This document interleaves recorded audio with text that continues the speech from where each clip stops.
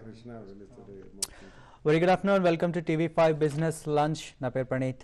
ఈరోజు ఉదయం మార్కెట్లు లాభాలతో ప్రారంభమయ్యాయి, కానీ ప్రస్తుతం నష్టాల్లో ఉన్నాయి. నష్టాల్లో కంటే కూడా ఫ్లాట్గా ఉన్నాయని చెప్పుకోవడం బెటర్.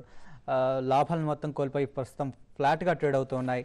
అన్ని మెయిన్ ఇండెక్స్లు మాత్రం ఫ్లాట్గా ఉండగా బిఎస్సి, ఎన్ఎస్సి, నిఫ్టీ 50 ప్యాక్లో చూసినట్లయితే సిప్లా అత్యధికంగా లాభపడుతోంది. మోర్ దెన్ 2.5% లాభాల్లో ట్రేడ్ అవుతోంది. తర్వాత జిందాల్ స్టీల్ కూడా, ర్యాన్బ్యాక్సీ కూడా ఆల్మోస్ట్ 2.5% గెయిన్స్లో ఉన్నాయి. అయితే నష్టపోతున్న కొన్ని స్టాక్స్ని చూసినట్లయితే Idea cellular, IDFC, Bharti Airtel, Tata Motors లాంటి స్టాక్స్ నష్టపోతూ ఉన్నాయి. ఇక మనం బ్రెడ్ని చూసినట్లయితే దాదాపుగా ఈక్వల్గా ఉంది. బ్రెడ్ 628 స్టాక్స్ అడ్వాన్సెస్లో ఉంటే 643 స్టాక్స్ డిక్లైన్స్లో ఉంది. బ్రెడ్ కూడా ఆల్మోస్ట్ ఈక్వల్గా ఉంది. ఇక మనం సెక్టర్ వైజ్ చూసినట్లయితే హెల్త్ కేర్ సెక్టర్ మాత్రం లాభాల్లో ట్రేడ్ అవుతుంది.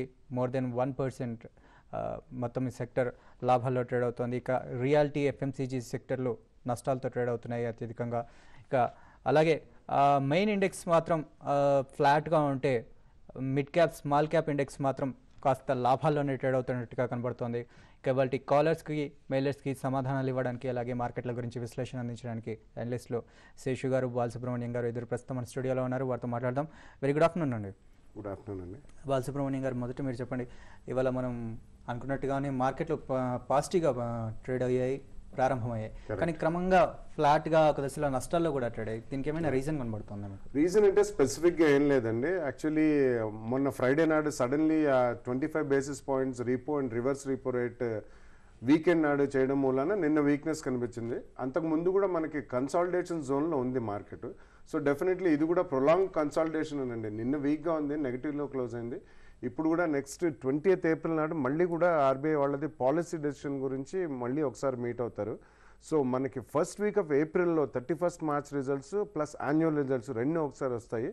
సో ఇదొక మేజర్ ఈవెంట్ అండి. ప్లస్ 20th ఏప్రిల్ నాడు ఆర్బీఐ వాళ్ళు ఇంకొక 25 బేసిస్ పాయింట్స్ హైక్ చేస్తారా, లేకపోతే 50 బేసిస్ పాయింట్స్ హైక్ చేస్తారా అనేది ఈ ఇంటర్మీడియరీ ఇన్ఫ్లేషన్ ఫిగర్స్ మీద ఉంటున్నాయి.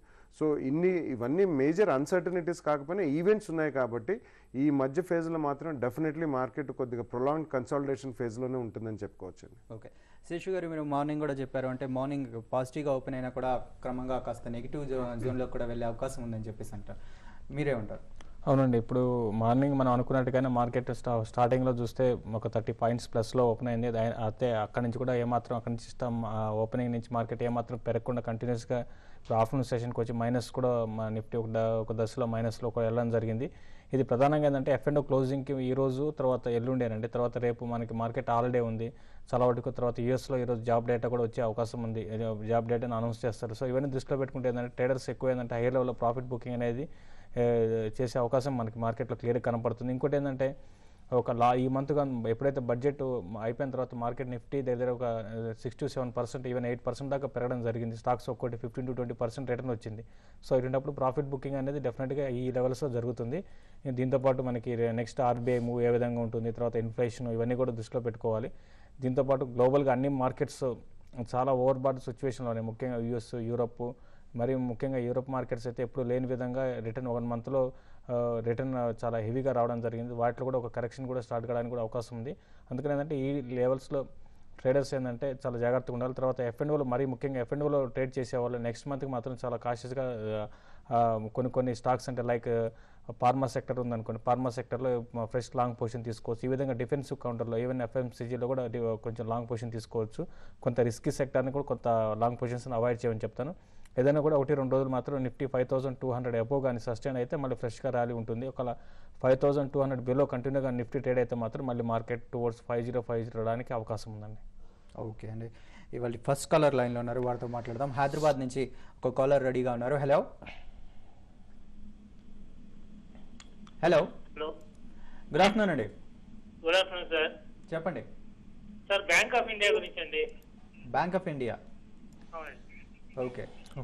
అంటే మీరు ఇంట్రాడే కోసం తీసుకున్నారా లేకపోతే ఇన్వెస్ట్మెంటా? లేదండి, ఫ్యూచర్ అండి. ఫీచర్స్ లో ఎంతలో తీసుకున్నారండి? 330 అండి. 330. బ్యాంక్ ఆఫ్ ఇండియా చాలా వీక్ ఉందండి. ఇది చూస్తే ఇది మిగతా అన్ని బ్యాంక్స్ కంపేర్ చేసుకుంటే చాలా వీక్ ఉంది. ఇంకోటి మన TV5 మనీ వెబ్సైట్లో దీన్ని సెల్ కాల్ కూడా ఇవ్వడం, పొజిషన్ ట్రేడ్ కాల్ కూడా సెల్ ఇవ్వడం జరిగిందండి. 328 330 మా దగ్గర అక్కడ మీరు షార్ట్ సెల్ చేయమని చెప్పడం జరిగింది. చాలా వీక్ ఉందండి ఈ స్టాక్. ఫర్దర్గా మీకు మీ రేట్ రావాలంటే మాత్రం ఇప్పట్లో వచ్చే అవకాశం కనపట్లేదండి. ఏదైనా కూడా 328 దగ్గర చాలా క్రూషియల్ రెసిస్టెన్స్ ఉంది. దానివల్ల స్టాక్ పెరిగే అవకాశం లేదండి. 305 రూపీస్ దాకా ఈరోజు కాకపోయినా ఎల్లుండికైనా 305 రూపీస్ వచ్చే అవకాశం ఉంది. ప్రాబ్లం మీరు నెక్స్ట్ మంత్ క్యారీ చేసుకుంటే చేసుకోండి. ఒక పుల్ బ్యాక్ ర్యాలీ రావడానికి అవకాశం ఉంది. ఆ పుల్ బ్యాక్ ర్యాలీలో ఒకసారి ఎగ్జిట్ కమ్మని చెప్తానండి.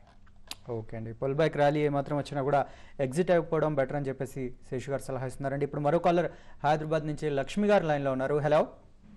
Hello, good afternoon sir. Good afternoon అండి. థింక్ సాఫ్ట్ తీసుకోవచ్చు అంటారా? అది ఎట్లా ఉంటుంది షేర్? జేపీ ఇంకొన్నాళ్ళు ఆగచ్చా? అది కూడా తీసుకోవచ్చా? యూపీఐ ఏది తగ్గినా అది తగ్గట్లేదు, ఉంచుకోమంటారా? 275 లో తీసుకొని కూడా 3 months అవుతుంది. అది ఎట్లా ఉంటుంది? Last stock ఏదన్నారండి?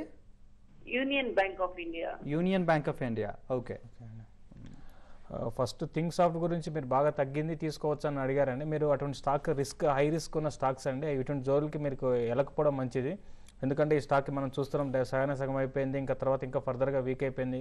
ఏదైనా కూడా ఇటువంటి ఫండమెంటల్గా ఏమాత్రం అనుకూలం ఇన్వెస్ట్మెంట్కి అనుకూలమైన లేని స్టాక్గా చెప్పొచ్చు. దీంతోపాటు ఏంటంటే ఆపరేటర్లు ఈ స్టాక్ ఏంటంటే సడన్గా మన కిందకి తీసుకురావడం, తర్వాత మళ్ళీ పైకి తీసుకెళ్ళడం జరుగుతుంది. అటువంటి వాళ్ళు అటువంటి స్టాక్స్ ఇన్వెస్ట్మెంట్ కంప్లీట్గా అవాయిడ్ చేయాలండి. మీరు దాన్ని ఏమాత్రం కూడా సజెస్ట్ చేయను, ఇన్వెస్ట్మెంట్కి మాత్రం సజెస్ట్ చేయనండి. ఇంకో స్టాక్ ఏమన్నారండి? Union bank of India. కొన్ని యూనియన్ బ్యాంక్ అయితే ఇప్పుడు కరెంట్ అవర్స్లో బ్యాంకింగ్ కొంత లాస్ట్ ఒక మెయిన్ బ్యాంక్స్ SBI తర్వాత ఇటువంటి ICICI బ్యాంక్ తప్ప మిగతా బ్యాంక్స్ అన్ని కొంచెం సైడ్ వేస్లో కొంచెం డౌన్ ట్రెండ్లో ఉన్నాయండి. దాంతోపాటు మిడ్ క్యాప్ కూడా అంత పర్ఫామ్ చేయటం లేదు. ఎప్పుడైతే మిడ్ క్యాప్ మిగతా బ్యాంక్స్ అన్ని కూడా పర్ఫామ్ చేసినప్పుడు యూనియన్ బ్యాంక్ కూడా బాగా పర్ఫామ్ చేస్తుంది. మీరు తీసుకున్న రేట్లో ఉంది కాబట్టి ఇది పెద్దగా ట్రేడింగ్ స్టాక్ కూడా కాదండి. ఇది యాక్టివిటీ మనం చూస్తే చాలా స్లోగా ఉంటుంది. కాబట్టి మాకు ఇన్వెస్టర్ అయితే మాత్రం డెఫినెట్గా ఒక 2 to 3 months మీరు హోల్డ్ చేయగలిగితే డెఫినెట్గా మంచి రిటర్న్ వస్తుంది. ఇంకోటి ఏంటంటే రీసెంట్గా RBI తీసుకున్న డెసిషన్కి ఈవెన్ బ్యాంక్స్ చాలా బ్యాంకింగ్ స్టాక్స్ బాగా హెవీగా పడతాయి అనుకున్నా కూడా పడలేదు, చాలా స్ట్రాంగ్ ఉన్నాయి. కాబట్టి డెఫినెట్గా మీరు హోల్డ్ చేయమని చెప్తానండి. ఓకే అండి, ఇప్పుడు విజయవాడ నుంచి చంద్రశేఖర్ రావు గారు లైన్లో ఉన్నారు. హలో. పుంజులాయిడ్ ఎయిర్టెల్ చెప్పండి కొంచెం. 220లో తీసుకున్నాం Punj Lloyd. Punj Lloyd and Airtel 400. Okay, Balasubrahmanyam గారు. పుంజ్ లాయిడ్ అనేది ఈ మధ్య కాలంలో వాళ్ళ సబ్సిడరీ ఒకటి సైమన్ కార్స్ అనేది, అందులో ఎగ్జిక్యూషన్ ప్రాబ్లమ్స్ చాలా వచ్చి వాళ్ళ మీద ఫైన్స్ అనేది బాగా స్లాప్ చేయడం జరిగిందండి.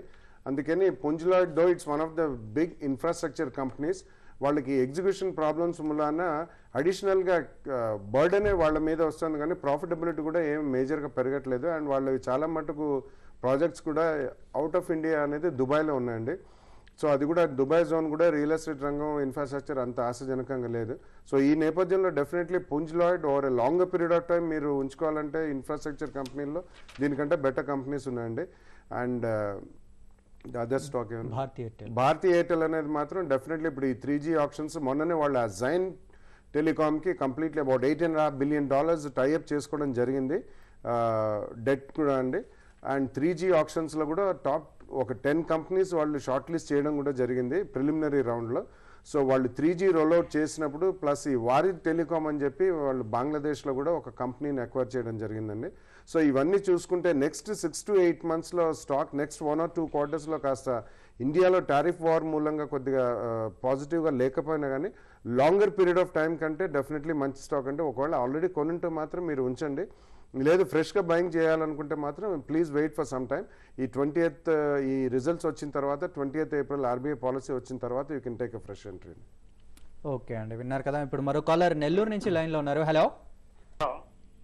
హలో, చెప్పండి. నేను శేష్ గారితో మాట్లాడాలనుకుంటున్నాను సార్. చెప్పండి. ఇస్పాత్ గురించి.